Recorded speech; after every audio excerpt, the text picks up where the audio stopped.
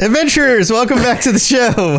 Thanks for taking a break from your endless archives to tune into a podcast. Lotus and I have already been going for like 30 minutes talking about AI and how that might destroy the world and steal our humanity. But if you weren't here for that, for the live show, maybe show up for the live show. You get all these crazy conversations sometimes before or after the show. Lotus, welcome back to the show. I'm Tom, the host. This is Lotus. Lotus, what's up, man? How's it going? I'm pretty good. That was a fun chat pre-show. Has absolutely nothing yet to do with what Elder Scrolls has to do with. So, but no, it was a fun chat, and I'm eager to get into our topic for tonight, I guess. Yeah. So today we are picking back up with our Deadric creatures, our Deadric monsters and creatures. We've got 4 new Deadric creatures to discuss. As always, we are working through these alphabetically in no specific order other than they just show up alphabetically from the UESP article about all the Deadric creatures. Is a really easy way to take a look at everything, and it's a very reliable source, and also friends of the show. So yeah, that's where we're getting a lot of the information, and we will be reading through some of the bits of information and then discussing and adding more details to it. And Lotus, today we are starting off with Imps. Imps, classic imps, which are in all sorts of weird fiction, but they have an Elder Scrolls version. So, let's dig into it. Let's dig into it. They're weird. Yeah, they are kind of weird. Yeah, they're kind of weird, and this version of the imp I find is pretty interesting. Just in regards to, I don't know. Originally, my thought on imps, which is not exactly what I think you would get from like D&D or something like that, is whenever I think imps, I think of the Doom imps. Oh, yeah. Which are nothing like these, by the way. Absolutely not even remotely close. But that's just... my default is actually thinking of those things as opposed to these. Interesting, yeah. All right, so here's what the UESP article says. It says, imps are small winged humanoids who are slightly intelligent, and can cast a variety of spells. They are known to be aggressive and mischievous creatures. The origins of the imps are not clearly understood. Some sources suggest they may be Daedric beings, while others state that they are artificial constructs similar to golems. It may be that both theories are correct, or that they are something else entirely. Imps are listed among the types of common Daedra that can be found in service to every Daedric prince. Yes, every Daedric prince. Imps were also among the first beings summoned from oblivion during the development of conjuration magic. Go back and listen to our magic episodes where we talk about the different types of magic and the origins of conjuration magic and all that. Baby's first conjuration is usually an imp. Baby's first conjuration. Summon a friend, baby. Further suggesting at least some imps could be Daedra. They are commonly found in the wilderness throughout Tamriel, often gathering in caves. They can also be found in the Deadlands, Apocrypha, or in the company of elemental Atronachs. Speakers, this is interesting, speakers of Impish can tame or even summon these creatures. If you can speak their language, that's pretty cool. You can like talk them into working for you. Yeah, I mean, they're only semi-intelligent. So. Yeah, I give you what you want. You work for me. Okay, cool. All right, sounds good. Sounds good. The language is taught by both the Mages Guild and the School of Julianos. Imps often serve as familiars or vault guardians for magisters, although they have been known to go rogue. Although usually hostile, some imps can be quite good-natured once they have imprinted on an individual. Daedra have been known to hire imp-drawn carts to transport items across the plains of Oblivion. You can also get a bunch of items from them and stuff like that. So yeah, so here I've got some images of imps. I'm going to put back up on the screen. And if you are listening to this, of course, this episode is up on Twitch right now because we record these live, and also on the Elder Scrolls Lorecast YouTube channel if you want to see the images. And let's talk about these, Lotus. We've got the really early imp from Daggerfall. Yeah. And I mean, bald little horned demon looking dude with wings. Sure. He's just he's like a little gremlin with wings. Yeah, gremlins. That's a good explanation. But by the time we get to Oblivion, they look like these like beefy, muscular. Yeah, they're a little more formed. So grumpy it's guys. Weird because just Flying Evil Yoda. Actually, that's pretty solid too. Yeah. Rusticus in chat says Flying Evil Yoda. That's solid. So interesting enough, we haven't gotten to them yet, so we're not going to discuss them too much now, but we'll touch on them more later. They always, at least when I first got into this series, they just struck out to me as like, okay, so it's a scamp, but it flies. Yeah, it's like a flying scamp. Yes. Yeah, and it's like we haven't gotten to scamps yet, so we'll get to those later once we get to the whole S's category. But they're just like these runty little creations that kind of pop up around the area. At no point are they ever really that big of a threat in any of the games. It's really just kind of like we need a starter enemy that's kind of crappy. And it's just right. these things. And it's like it makes sense that they're almost like little helpers just in the Deadric realm or floating around the wilderness because, again, Rob brought it up in chat and, we covered it here. But like, I understand why they're kind of okay. Are they Daedra or not? They're weird, but that doesn't necessarily mean that there's a lot of weird stuff in Morrowind. That doesn't necessarily mean it's all Daedric. Like, yeah, right. So these ones where scamps are definitively Daedric, these ones always seemed kind of weird because it's like, okay, well, it's just like another version of it, but these ones almost seem like they might just be normal inhabitants. Yeah, and especially because they seem to be easily or more easily tamed by the other races of Tamriel. Right. So maybe they have a little bit more in common with them on some level, or maybe they are just constructs. Maybe they aren't actually Daedra themselves, but they are kind of magical constructs that can be leveraged, biological magical constructs, but still constructs. And like the article says, the jury's still out on that. It seems a little bit implied that one, but a little bit implied in another. But they're all over the place, right? They definitely strike me as more just denizens of Tamriel than. But then again, you can conjure them, so like that's usually more indicative of a Daedric presence. Not entirely, but. Right. Well, you can conjure spirits too. So that's what I mean. It's like doesn't mean it has to be Daedra. Not totally like, oh well, that solves it, but it's type of thing where it's like, that tends to kind of coincide because I was going to say you can also conjure weapons too, and that hardly makes those Daedric. So sure, and like many of the other Daedra that we have across the games, I mean, this shows up in Daggerfall, Oblivion, and then ESO, and of course in ESO you get all sorts of variations of creatures. So you got green ones and gray ones, stone glow imps, horned red imps, frost shrike imps, fiery imps, vile imps. There's a whole variety of different types of imps. So they show up all over the place. So pretty common little flying grumpy evil Yodas. Well, there it is. That's pretty much it. Yeah. All right. Well, let's move on to our second one, the Incarnate. Do you have any gut feelings about the Incarnate? Yeah. So the Incarnates these things are kind of neat. Just because, let me bring them up. They're very humanoid. They're very humanoid. Mm-hmm. Just from a personal standpoint, the storm ones or the tidal wave ones I just love that color scheme. It's like this weird sea foam teal color thing. But Incarnates are, if you haven't seen an Incarnate, okay, perfect. You got them up on the screen. So like Incarnates in general, they have a very similar feel to Flame Atronachs when they became like the modern day adaptation of Flame Atronachs. They've got that weird, like their physical corporeal form seems kind of just like glowy. And then they've got like this. Yeah. Almost like magic imbued armor. Like the middle spaces are filled out. Yeah. Right. So it's like, it's weird, but these things, I think the design of these things is really, really cool. I'm actually a big fan of the Incarnates, especially with them doing a little more with it. And the Magma Incarnate, which is the boss from the Dread Cellar. It's a very specific one. It's a named one. That one's just all fleshy. It's like he's a little more distinct than some of the like faceless other ones because they don't really have like a definitive like identity to them. Like they, you know what I mean? Like yeah. So here, let's do a little bit more describing. We just do for the audio. Yeah. So the Incarnates typically look like these kind of like bodies, these shells with like, I don't know, magic body and armor. But the Magma Incarnate looks very Dagon-esque. Multiple arms, fleshy, but same kind of humanoid type of shape, but just a whole bulkier, hulkier, without being green.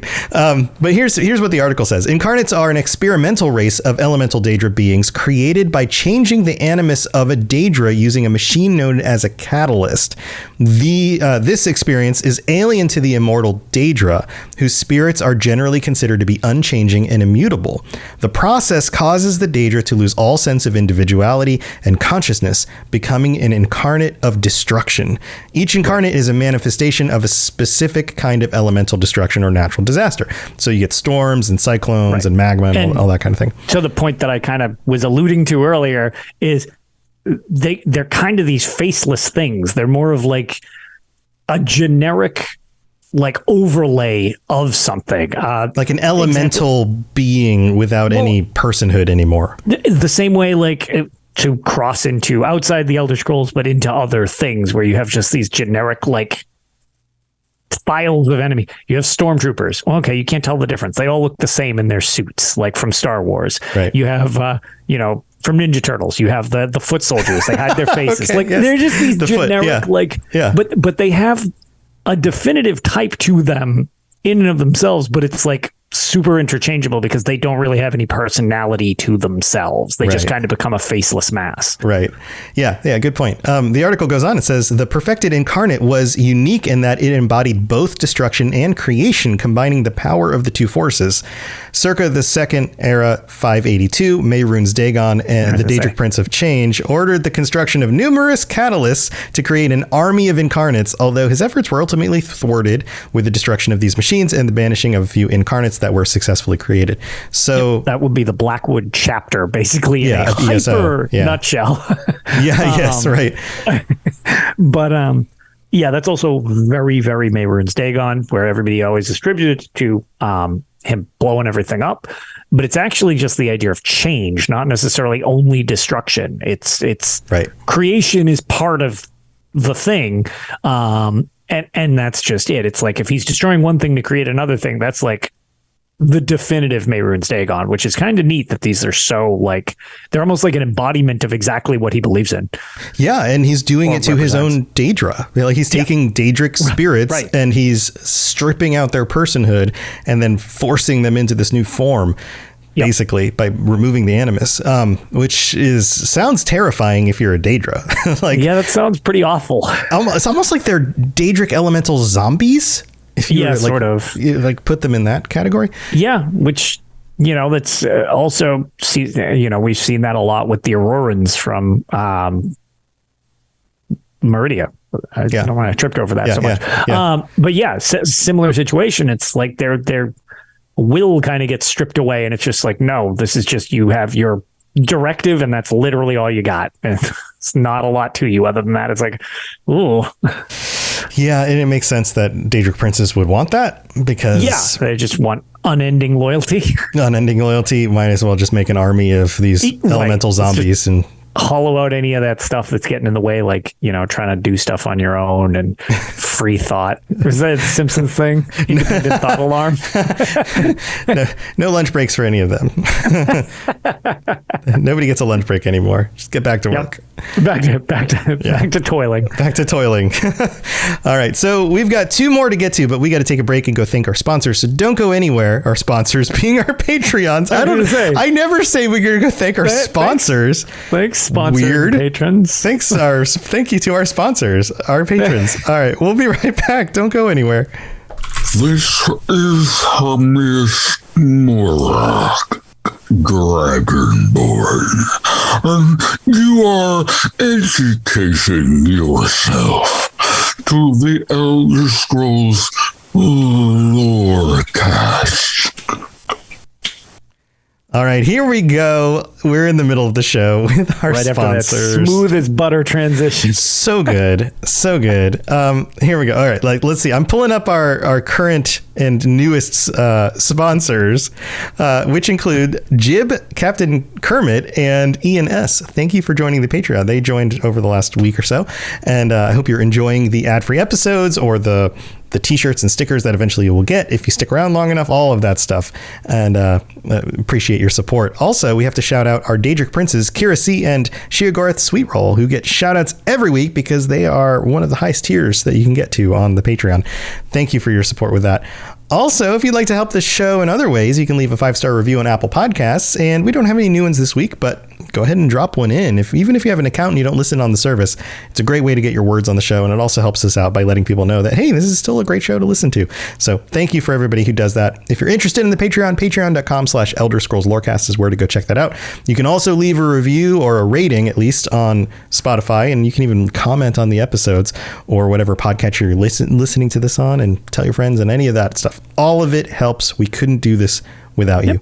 All right. Appreciated. Very much so. All right, let's move on with the rest of the Deadric creatures. Here we go. You're listening to the Elder Scrolls Lorecast, dear child of cities. That is why the Night Mother loves you. Lotus, we've got a kind of a weird one here. The Infernium. Yeah. These guys are like creepy bug monster things. So really big ones. These are like really new to the series for the most part. Like, so the version that we kind of are discussing is what's new, as opposed to, I guess, what was sort of alluded to. So to be precise, at the end of Oblivion, so spoilers for the Elder Scrolls for Oblivion. So yeah, if you don't want to have Oblivion spoiled, I guess now would be the time. 16-year-old game? Is that how there's like that 17-year-old? siege crawler thing that assaults at the end of the game. I actually, prior to looking this up for this specific episode, had no idea that thing was like alluded to, that it was partly living. I just thought it was a giant mechanical construct, like battering ram / blender. Like, yeah. No, it's got juicy parts too. It's apparently got juicy parts, which I did not know. That's what I call everything that's biological, just as juicy parts. Juicy parts, not a Cuisinart. It is. So I actually didn't know that prior to this. And apparently they're related to these weird millipede-looking gross things that have been added to ESO as of late. The Skitaris. Yeah, and it's these guys. Yeah. I love the enemy design personally, and I think they're really fun to fight in the Elder Scrolls Online. And until I realized they were a version of the creature that was brought through the Oblivion portal in Oblivion, I actually didn't know that there had ever been in the series. I was kind of surprised to learn that originally. Yeah, so here, let's go into the details on this. Inferniums are large bestial Daedra that dwarf most known Daedra in both size and hideousness, resembling a great fanged insect, leech, or monstrous caterpillar with numerous teeth. They are many-legged beasts that chase after their prey, screaming and spewing molten rock. They are also occasionally referred to as lavapeds, which you can see why you would call it a lavapede, but is uncharacteristic of their morphology. They are very intelligent. It goes on. There's more. Inferniums are huge enough to easily devour beasts as large as horses. Although they do not have a preference for what it consumes, they typically are obsessed with concepts of upheaval and revolution. Because remember, they're intelligent. So they like concepts and ideas, right? Despite their bestial appearance, Inferniums do not pursue these ends in a crude general sense. They are aware of where political and cultural power rests. High-ranking Dremora routinely fall prey to attacks from Inferniums. They are attacked far more often than low-ranking varlets, who typically enjoy fewer defenses. Because these guys are smart and they know which ones to go after, right? Inferniums also consume powerful items such as grand soul gems, master lucents, and valuable extraplanar relics. They're also known to hoard trinkets such as jewelry and precious gems, but also collect armor and magical items. They can be found in the Deadlands, typically wherever there is anything or anyone of potential prestige or authority. They can also be encountered in the plane of Deadlight. Inferniums are typically aligned with the Daedric prince Mehrunes Dagon. Occasionally, Inferniums are accompanied by Havocrels. According to some sources, Inferniums need that assistance. It was theorized that some Havocrels are attempting to train Inferniums. Certain Inferniums are noted to reform far more frequently than any other routinely killed Daedra. In some cases, the process of reformation can take only a few days. Although the time of reformation is short, it is inconsistent and varies between the spectrum. But between the specimen. According to the records of the scribes of Mora, Inferniums managed to take down one of the Zivali clans back in the First Era. So these guys are like no joke. They're not. And so just the way that it was documented on the UESP, it's so funny because I feel like these things are, despite what they look like, as just like nightmare creatures, like where you're not immediately assuming, oh, these are like an intelligent race that's just like a monster thing.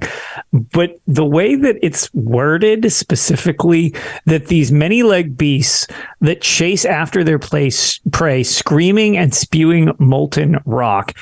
I'm sorry, but there is no way that like I can ever picture their conversations, not just them shrieking at each other and just vomiting rocks while trying to have a civilized, like, philosophical conversation.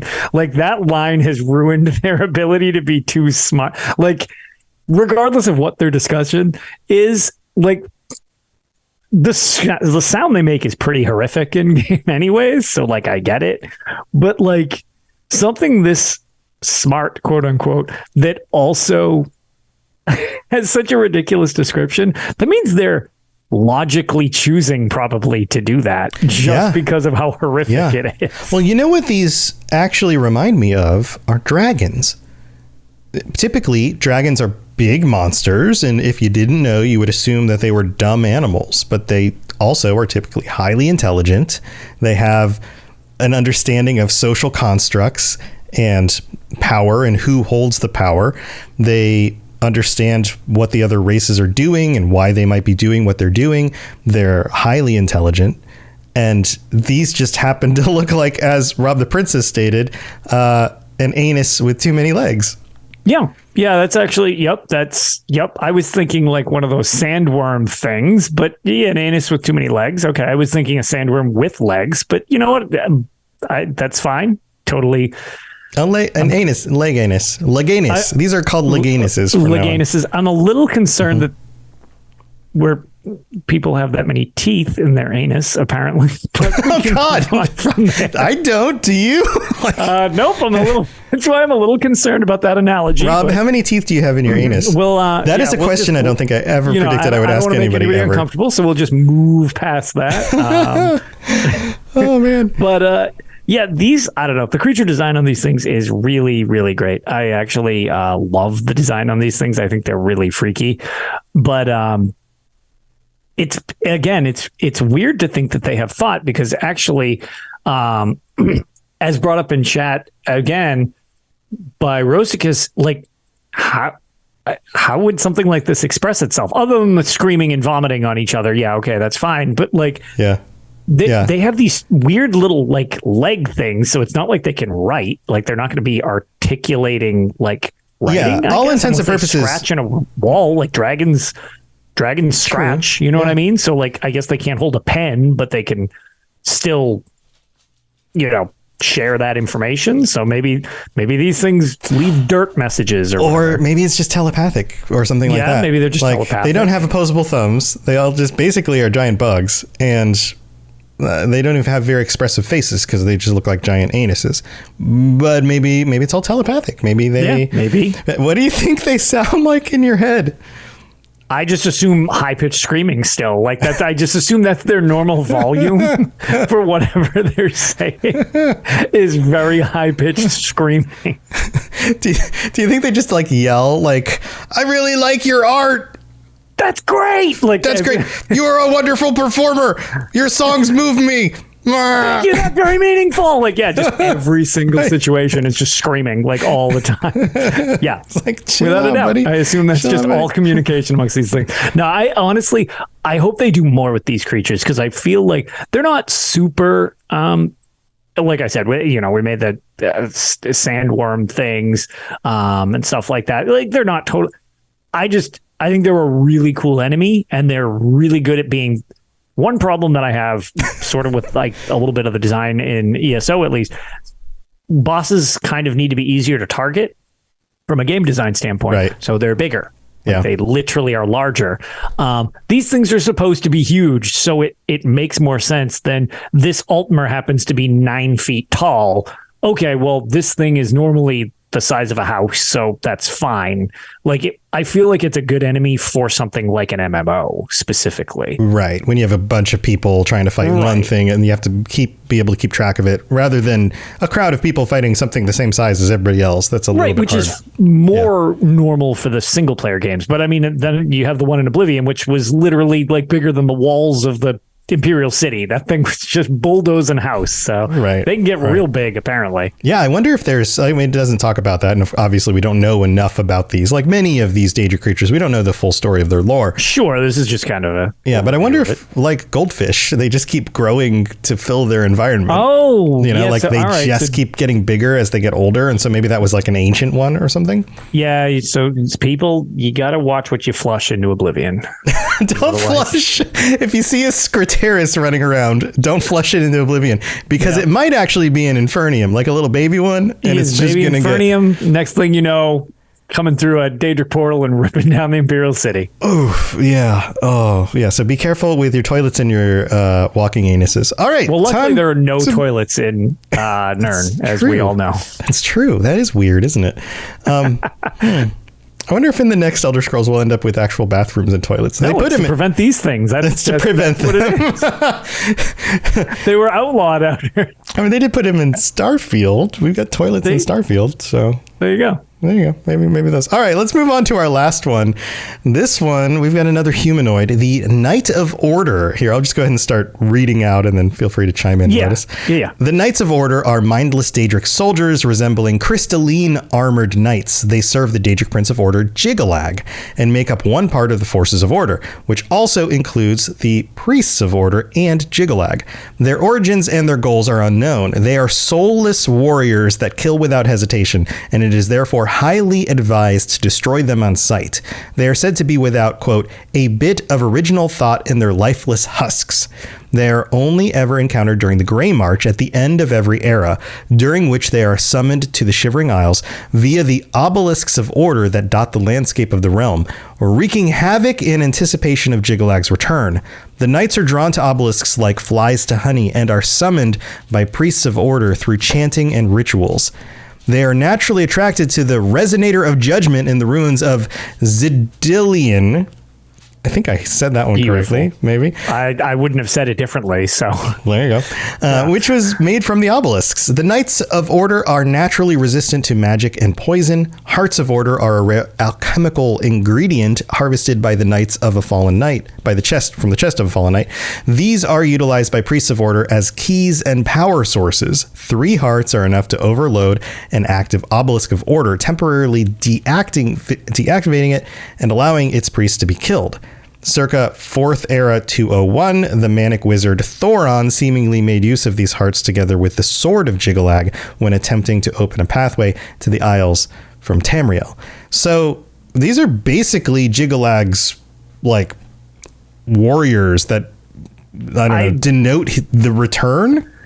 So ironically, I made the reference earlier when we were talking about Incarnates kind of being like Dagon's version of like these whole soul, kind of reincarnating these things into these kind of super subservient enemies. And I was like, oh, Meridia, these are also another one that would be a perfect example of that, except these aren't like these are just like, okay, these are my warriors. They really don't have thought on their own. They just do my bidding, essentially. Well, or did, because Jiggalag isn't always present, as we've discussed, where like the Grey March really is going to be the only time you're going to see them without some type of weird shift where if the Grey March were to like succeed or something like that would probably have them more.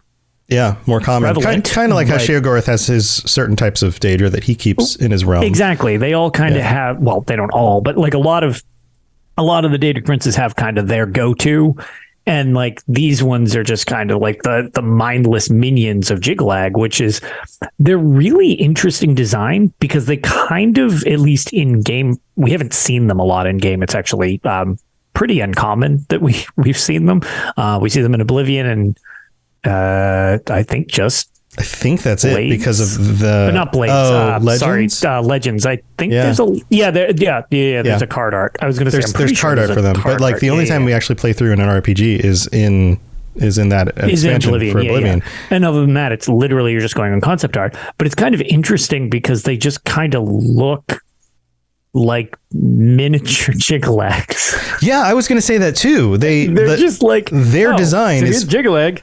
It's just a little Jigalag. Yeah, it's very much built on Jigalag, and Jigalag being order, and so order, you have something that's focused on order. Its armor is going to be very ordered and symmetrical and full of these everything's very sharp angles, symmetrical, shapes. Looks almost mirror-esque type of deal. Yeah. And these are essentially just little mini versions. Yeah. So, and their one job is to like make way for Jigalag to return. For Jigalag, yeah. So I suppose with 4 eras in the bag, these have come about 4 times now, 3 times. Yeah, they're pretty bad track record though. Yeah, I guess they're not very good at their jobs. It don't seem overly efficient. Yeah, I guess that is it. But yeah, to your point, they are very similar to some of the other just kind of mindless servants of some of the other Daedric princes. And yeah, they don't have will of their own. It doesn't really seem like they don't really even seem to do much outside their one job. Like, right. Even with like seducers, like, or the Golden Saints, they have this interplay that seems to imply that they're like sentient beings and do stuff. Unless they're like on the job, quote unquote, you know what I mean, for lack of a better way of putting it. Right. They have personalities. They have a social structure and hierarchy. Right. Creatures like the Knights of Order. It's just like, okay, just sit in your box until it's Great March time. And I'm sure that armor is really heavy and hot to wear, but just keep marching around and wait for somebody else to show up and then kill them. Or it's like they're walking in a very orderly square, like just 24 hours a day until it's Great March time. And that's like, they don't seem like there's much to them as a creature outside of just like, you exist for this one purpose. And when that one purpose isn't happening, you essentially just sit and wait. It's very similar. Like they come across as a very video gamey. Yeah, I was going to say that it's analogous to game designers coming up with an enemy who does one job and it just waits for the hero to show up and then they get killed. Again, going back to Doom, for example, like you have monster closets. Yeah, this thing has literally been sitting behind this wall waiting for you to flip this switch for years. Then you flip the switch and just shotgun it and its life is over. And it was all that wait for nothing. It's a very video gamey type of thing with the Knights of Order, or at least it seems like, unless there's more to them that we haven't seen yet. But there might be, because like many of these creatures, the amount of ability to study them is limited. So most Daedric creatures, it's limited by the fact more than that some of the others. Right. Yeah. So most Daedric creatures, like the Zivalai or whoever, are limited in the fact that they just don't deal with mortals very often. And if they do, oftentimes they don't have time for them, or they just outright will kill you or whatever. When it comes to something like the Knights of Order, they only show up at the end of every era, only for a very short period of time, and the only mortals who ever really interact with them are the ones who are potentially mantling Sheogorath at the time. Right. So it's not like if you were a sorcerer who is like an academician, is that a word, who studies Daedra, that you'd be like, you'd have to be right at the right time in the right place. You'd have to meet them and survive. And it's not like you can just sit down and like say, hey, can we go get a cup of coffee? And Q&A while we sword fight. Right. I'm going to interview you real fast. Tell me a little bit about what it's like to be one of the Knights of Order. No, they don't do that. And Jigalag's not going to tell you anything about him either. So here's a thought. Now, I have no idea if this is speculation time from Lotus. This is not based on anything from the UESP. It's just based on gameplay and the idea of this, because these things are kind of shallow. So but curious on your thoughts on this. So if you remember in Oblivion, and actually there's a photo of it, and ironically the photo of the Knight of Order from the Shivering Isles on Oblivion that just happens to be the picture they used on the UESP has it in the background. There are these crystalline spike things that kind of like herald the coming of the Great March, and these things are like kind of wrecking house while you're playing it. Like they're just kind of like spiring up and forming around you and stuff like that. What do you think of the idea of maybe there's a reason there's not much to them, because like they're formed as part of this? Like it's almost like they're grown, almost like they're a geological feature. Just like they're just like a like animated geological formation, because there doesn't seem like a lot of sentient thought so much as just like, yeah, you're just mini versions of the coming of Jiggalag, and with, you know, these crystalline structures and stuff like that he's using to break through stuff, set up, you know, defenses and things like that during the Grey March.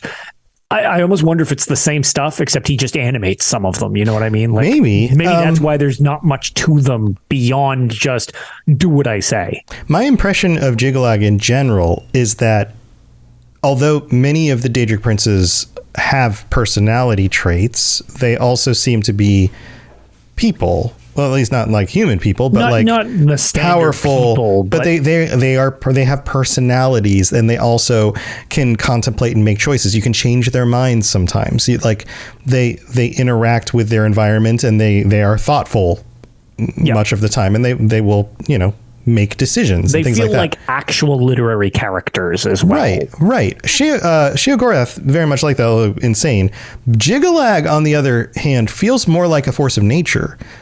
Sort of. Seems like he's less of a let's decide what to do and more of a everything in order, the way it's supposed to be, no questions, no decision making. It's almost like just the same way that, like, I don't know, gravity works. Gravity just works a certain way. It does what it does, and that's it. There's no deciding, am I going to keep this moon in orbit around this planet? It just does what it does. And Jiggalag feels like way more in line with something like that than many of the other Daedric princes. Kind of an interesting point. So I would imagine that things from his realm, creatures that work for him, if they are basically part of Jiggalag, or at least came from that original design and mind space, would be very similar. That something like a Knight of Order isn't going to be wondering what to do. It just does its one thing, and that's what it does. Right.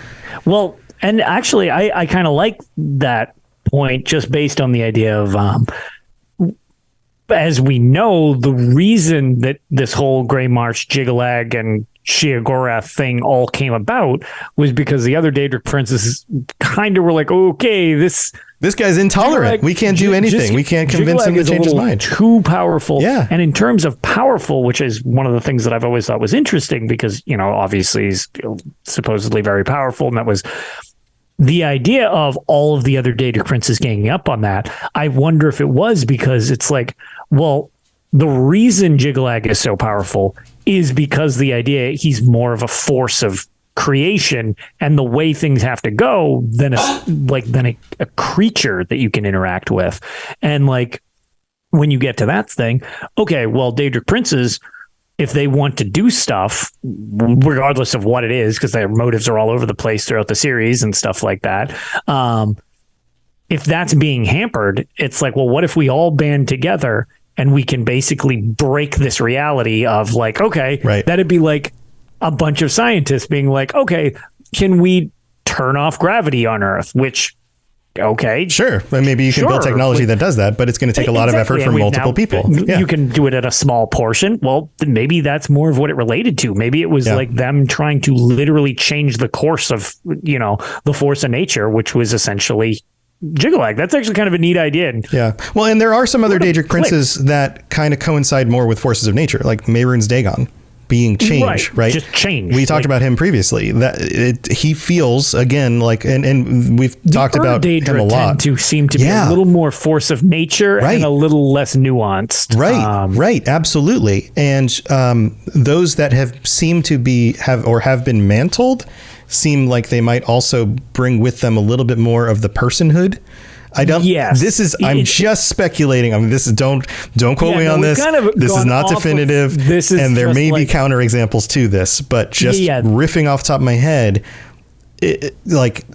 maybe the organization of these powerful spiritual type of beings, whether they're the Daedra or the Aedra, is that they all started out as some foundational piece of just the way reality works, and over time they either get whittled away or they get mantled, and they become more like people and other kinds of creatures. But some of them stay more true to that. From the repeated mantling or something like that as well. Like, maybe, yeah. It's an interesting idea. So I don't know. That's speculation. We'd love to hear your thoughts on this. Of course, you can join us on the Robots Radio Discord. Why maybe those are like that? Because that was just the first thing that popped into my head. And the force of nature idea, I actually feel like when you brought that, I was like, oh, that actually kind of adds to the fact it's like, oh yeah, that actually would also sync up. So it's just an interesting thought line of, because Jiggalag is just, it's such a strange entity in the series, even compared to already weird stuff. So like that one's a bit more nebulous because we get so little information on that Deadric Prince, and it's essentially kind of lost to a lot of stuff. Yeah, absolutely. So, this has been cool. Of course, we've got these interesting questions. I liked a couple of these. I was pretty excited to finally cover. So yeah, and like I said, if you have any thoughts on any of what we've said, if you have any examples of things that could prove some of the theories we have or disprove them, because either more information is good. Yeah, that's great. Kindly, politely say, hey, well, actually, here's this thing, and we'll go, okay, well, maybe your theory doesn't stand, but maybe that creates another theory, right? So. Right. Just like science, we're constantly adjusting our ideas with new information. So, all right. Well, thank you for joining us. Lotus, you got other stuff you want to share before we head out? No, hopefully at the start of the week, we can get an episode of Tales out for everybody. I have been frustratingly busy. I mean, good stuff. I'm just busy as of late, which has caused some recording issues because already we deal with very weird time situations. But yeah, kind of also excited because Endless Archive launched with update 40 for Elder Scrolls Online for anybody who plays that. It hasn't hit on console yet, so I don't have an opinion, but Ark has been playing it. So he's going to have thoughts. And I think we should be able to announce next show what the plans are for Extra Life coming up. So that'll be very exciting as that's on the horizon. So stay tuned for that. And hopefully at the beginning of the week, we'll have a new episode of UHP's Tales of Tamriel for everybody. But other than that, I am going on a little mini vacation this weekend to the mountains. Nice. So we'll enjoy it. Hopefully the weather isn't too crazy or cold. It's going to be, so it's supposed to be nice, but pretty chilly. But the place we're going to has a heated outdoor pool, which is amazing. It starts in the building and you can swim outside and it's always 80 degrees. It's amazing. Nice. That sounds awesome. Well, have a lot of fun with that. And I need to dive into the Endless Archives. I haven't tried it out yet. But. I'm sorry. I cannot wait to get it. We get it on the 14th. So I've got... You're not going to try it with your PC character just to give it a go? So I may have run out of space when I actually installed another game. So I can't actually get the update on my PC. Oh, no. All right. Well... first world problems. Not enough hard drive space. First world as it gets. Good Lord. Well, awesome. Well, good luck with all that, and hope your trip goes well. Of course, thanks. If you like the stuff I do a bunch of other shows: robotsradio.net, Fallout Lorecast, Starfield Lorecast, Lord of the Rings Lorecast. In fact, I'm launching a Lord of the Rings Lorecast video channel where I'm taking the episodes. They're now like 80 plus episodes, and I'm trying to make them work for video to see if people will like them on there. So if you want to look that up, give it a shot, see what you think about the first video. And thank you everybody for tuning in. Chat, thank you for being here for the live show. We always love all the comments and some of the funny things you say. Even if we don't get a chance to call it out, we read it all. So thank you. See them. Yep. Telepathic death anuses. All right. On that note, stay safe out there. Look out for the telepathic death anuses, and we'll see you next time. Bye, everybody. Bye. Thanks for joining us. We'd love to hear from you. You can reach me on Twitter at robots_radio or Lotus of Doom at Lotus of Doom. Also, you can join us on the Robots Radio Discord channel. You can easily just search Robots Radio Discord on Google or check the description underneath the podcast. Also, this podcast is recorded live every week on Thursday nights 9 p.m. Eastern, 6 p.m. Pacific on the Robots Radio channels on Twitch, YouTube, and on Facebook. So just search Robots Radio on any of those platforms. Come join us. We'd love to chat with you while we record the show, or before or after. Either way, just come hang out with us. And if you're looking for more information about my shows and the shows on the Robots Radio Network, go to robotsradio.net for all the information about all the shows on the network, including the Robots Radio Rocket Club, where I help both new and existing podcasters to grow their shows, build their audiences, and create the best podcast they possibly can. All of that at robotsradio.net. We'll see you next time.